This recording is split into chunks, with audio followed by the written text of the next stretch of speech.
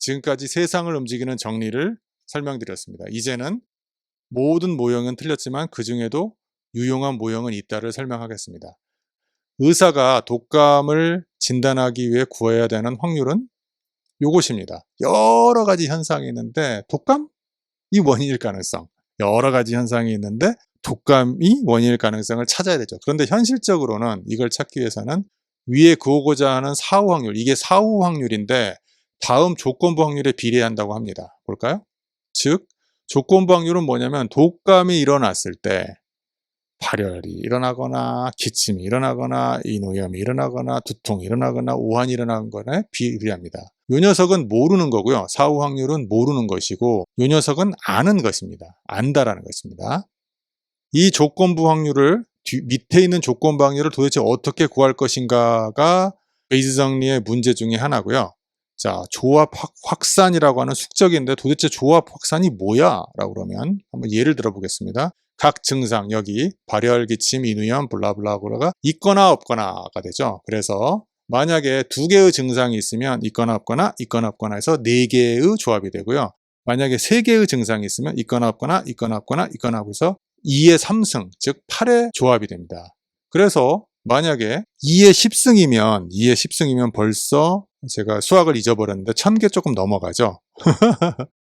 1000개면 다행이게요. 밑에 보겠습니다. 만약에 환자 1만 명의 기록이 있다면 1만 명 곱하기 위에 2의 n제곱승, n개의 증상이 있을 때는 100만 가지 조합이 나오고요.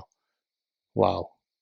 특정 환자 조합의 확률을 관찰할 때 적어도 10명의 환자의 관찰분이 필요하다면 이제 이 100만 가지 곱하기 10 해서 1000만 명분의 기록이 필요합니다. 이런 순의 악순환이 계속되고 그것을 we call it 조합 확산, 우리는 조합 확산이라고 부릅니다. 조합 확산은 너무나 많은 가짓수가 뻗기 때문에 도저히 계산해낼 수 없는 그런 문제점을 일으키죠. 그래서 조합수를 줄여야 됩니다. 조합수를 줄여야 되기 때문에 어쩔 수 없이 베이스 정리에서는 가정을 도입했습니다. 뿅. 핵심 가정은 원인에서 나오는 각 결과가 서로 독립적이라는 것입니다. 이게 무슨 말이냐면 여기 독감이 있었을 때 발열이 될 확률하고 독감이 있었을 때 기침이 될 확률, 독감이 있었을 때 인후염이 될 확률이 전부 다 독립적이라는 것입니다. 실은 독립적이지 않은데 그렇게 가정할 수밖에 없습니다. 그래야지 조합수를 줄이기 때문에 그게 여기 제가 방금 설명드린 거고요. 즉 원래 독감이 있었을 때 발열이 나오고 이게 and입니다. 독감이 있었을 때 기침이 나올 확률은 이렇게 간단하지 않은데 아예 이 발열과 기침이 서로 독립적이라고 하고 독감이 있었을 때 이렇게 2개가 나타나는 확률이 독립적으로 하면 이렇게 둘을 잘라서 그냥 단순 곱하기로 만들어낼 수 있습니다.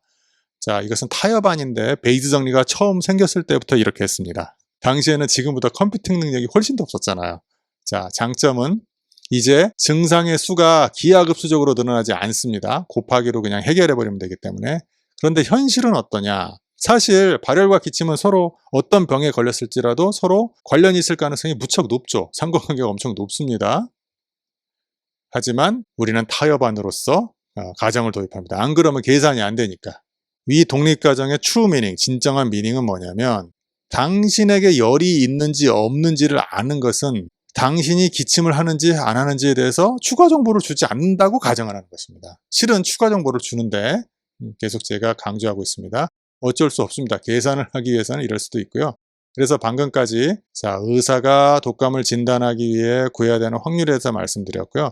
이제 나이브 베이스 분류기인데 나이브 베이스를 우리가 위에서 돌려봤죠? 모형에서 돌려봤습니다. 자, 그것의 이론은 바로 베이스 정리를 사용하는 알고리즘이라는 것이고요. 원인이 조건으로 주어졌을 때 결과들을 서로 독립적으로, 자, 이 말이 어려운데 아까 수식을 생각을 하세요. 가끔은 말로는 이해가 안 될 때가 있습니다. 이 말의 의미는 이 가정은 현실과 동떨어진 순진한 가정이어서 나이브라고 명칭이 붙었다고 합니다. 즉 열이 나는 거하고 인후염은 사실은 서로 상관관계가 굉장히 높을 가능성이 있는데 실은 그걸 무시해버리는 거죠. 그래서 에휴 이 순진한 사람아 라고 할 때 그 순진한 나이브라는 명칭이 붙었습니다. 저도 이 책을 읽어서야 최초로 나이브라는 명칭이 왜 붙었는지 알았어요.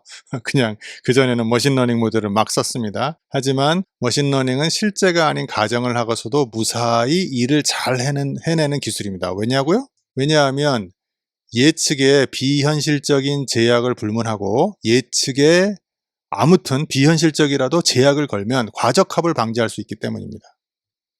자, 머신러닝의 이런 특징 때문에 모든 모형은 틀렸지만 그 중에도 유용한 모델이 있다라고는 유명한 말을 이 책에서 했습니다. 저도 이 말이 머신러닝에 굉장히 맞는 말인 것 같아요. 제 전공인 경제학의 예전 사람이죠. 밀턴 프리드만이 1960년대 경제학자인데 이 사람이 한 말은 K% 룰이라는 것을 주장했습니다. 정부가 통화량 조절을 늘렸다 뺐다 하지 말고 그러면 민간 주체나 모든 경제 주체들이 혼란스러워하고 오히려 효과도 좋지 않으니까 차라리 그냥 올해 우리는 통화량을 예를 들어서 3% 늘릴 거야 라고 천명을 하고 그렇게 천천히 늘려 라고 주장을 합니다. 그게 오히려 경제에 더 좋다라고. 사실은 이게 맞는지 틀리는지는 제가 뭐 경제학을 그 다음에 이제 졸업한 다음에 잘 들여다보지 않아서 잘 모르겠는데 너무 단순한 주장이죠. 그래서 현실과 너무나 다른 왕단순 가정을 도입하면 과적합을 방지해서 오히려 경제 현상을 더 설명한다고 밀턴 프리드만이 일단 주장을 합니다. 밀턴 프리드만은 머신러닝을 모르고 과적합도 생각하지 않았어요. 하지만 머신러닝을 다루는 사람들이 나중에 경제학자 밀턴 프리드만의 주장을 보니까 K% 룰을 보니까 이거 과적합을 방지할 수 있겠는데 왜냐하면 가정이 너무 단순하잖아 라고 조치가 너무 단순하잖아. 그러면 학습 사례를 너무 잘 배우지 않기 때문에 오히려 그것 때문에 현실을 잘 설명할 수 있어 라고 생각을 할 수 있습니다. 나이브 베이즈의 사용 예를 한번 볼까요? 스팸 메일 분류기가 있고요. 스팸 메일을 분류하는 나이브 베이즈를 써 아이디어를 한번 찾아보겠습니다. 스팸 메일을 질병으로 간주하고 그렇지 않은 메일은 건강한 상태로 다룹니다. 그래서 질병일 확률이 높은 케이스를 골라냅니다. 스팸 메일을 알기 위해서는 메시지의 세부 사항을 이해할 필요가 없고요. 아주 특정한 단어들이 포함하고 있는지만 살펴보면 돼요. 왜 문맥을 살펴보지 않아도 되느냐가 굉장히 중요하거든요. 저도 사실은 스팸 메일을 고를 때 문맥을 살펴봐야 되는 게 아닌가라고 머신러닝 배우기 전에는 생각을 했었는데 그렇지 않습니다. 왜냐하면 나이브 베이즈는 베이즈 원리를 차용을 했고 베이즈 원리에서는 각각의 증상은 서로 독립적이기 때문이다. 무슨 말이냐면 각각의 단어는 서로 독립적입니다. 그렇죠? 걷는 걸 좋아한다라는 그 문맥이 나오면 걷기가 나오면 달리기가 나올 가능성이 조금이라도 높아집니다. 아무래도 조금이라도 높아지겠죠? 걷기가 나오면 달리기라는 개념이 나올 가능성이 조금이라도 더 높아집니다. 하지만 베이즈주의자들은 걷기라는 단어하고 달리기라는 단어는 나올 확률이 완전히 독립이야라고 비현실적인 가정을 하는 거죠. 그래서 스팸 메일 분류기 나이브 베이즈 모델을 사용하면 잘 분류를 합니다. 구글에서 가장 널리 쓰이는 알고리즘은 나이브 베이즈라고 이 책은 주장을 하고 있습니다. 또한 언론 기사를 읽는 머신러닝의 훌륭한 개념 모형도 언론 기사를 문맥을 볼 필요가 없으니까 그래서 입력과 출력의 짝을 짓는 연관성을 파악하는 데 사용하고요. 텍스트 분류이고요. 저는 이 텍스트 분류를 돌려보기 때문에 나이브 베이즈 잘 맞습니다. 자, 만약에 당신이 전지전능한 신을 믿는다면 자, 재밌는 비유죠? 그러면 우주를 거대한 나이브 베이즈 분포로 모형화할 수 있다라고 우주에 일어나는 사건들을 모형화할 수 있다. 단 이 분포에서 일어나는 일은 신의 의지 아래 가로를 쳐야겠네요. 신을 믿는 사람도 있고 신을 믿지 않는 사람도 있으니까 가로를 한번 쳐보겠습니다. 신의 의지 아래 서로 독립적이다 라고 하는 것이죠. 재미있는 비유입니다. 나이브 베이즈하고 그 연결주의자, 우리는 지금 네 번째 모델 베이즈주의자들의 모델을 하고 있는데 두 번째 모형 연결주의자들의 모형은 퍼셉트론, 딥러닝이죠. 얘네들이 연관성이 있습니다. 저는 사실은 이 부분에서 무릎을 탁 쳤는데요. 배우느라고 급급해서 이런 걸 생각 못했는데 이 저자는 이런 걸 지적해주고 있습니다. 연결주의자들의 모형인 딥러닝, 퍼셉트론은 가중치들을 더하는데 나이브 베이즈는 확률들을 곱합니다. 그래서 한쪽에선 더하고 한쪽에선 곱하기 때문에 이게 좀 다른 거 아니야? 라고 생각할 수 있습니다. 그렇지만 만약에 확률들을 곱하는 것에 여러분 곱하기에 로그를 취하면 더하기로 변합니다. 수학적으로 그렇습니다. 로그를 취하면 나이브 베이즈는 더하기로 변하기 때문에 퍼셉트론의 수식과 비슷해진다라고 말합니다. 저는 참 이 부분이 좋았습니다. 아울러 두 모형 다 A가 발생하면 그러면 B다 라고 하는 간단한 규칙들의 일반화로 볼 수 있습니다. 즉 기호주의자들의 논리도 포함을 합니다. 기호주의자들의 논리도 포함을 하고요. 이 책에서는 그렇게 설명하고 있습니다. 저는 머릿속으로선 이게 이해가 되는데 제가 지식이 알미 부족해서 이해가 부족해서 여러분들 설명을 잘 못하겠어요. 현장에서 뛰어보면 좀 이해가 되는데 자, 이제 머신러닝 알고리즘들이 서로 밀접하게 연관되어 마스터 알고리즘의 가능성이 엿보이기 시작합니다. 자, 이런 부분들이 이 저자가 진짜로 머신러닝을 개발하고 있는 사람이라는 머신러닝 이론의 머신러닝 모델의 이론에 대해서 신경을 많이 쓰고 있는 부분이라는 것을 알려줍니다. 저는 돌리느라고 급해서 이런 건 생각도 못 해봤어요. 잘 돌리지도 못하고요. 두뇌에 있는 100억 개나 되는 신경세포 하나하나를 어느 정도는 베이즈 정리의 작은 기계라고 볼 수 있다. 우리의 두뇌는 나이브 베이즈 정리를 돌리는 기계인지도 모른다. 재밌는 비유죠.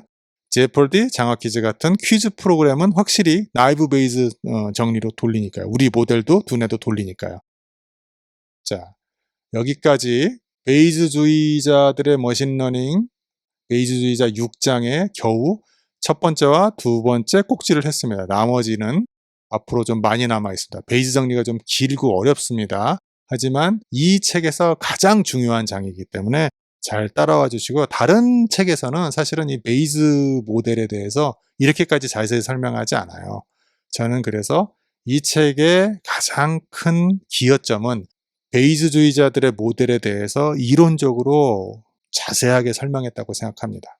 그럼 다음번에 연이어서 예브게니 오네긴에서 시리까지부터 다시 설명을 시작하겠습니다.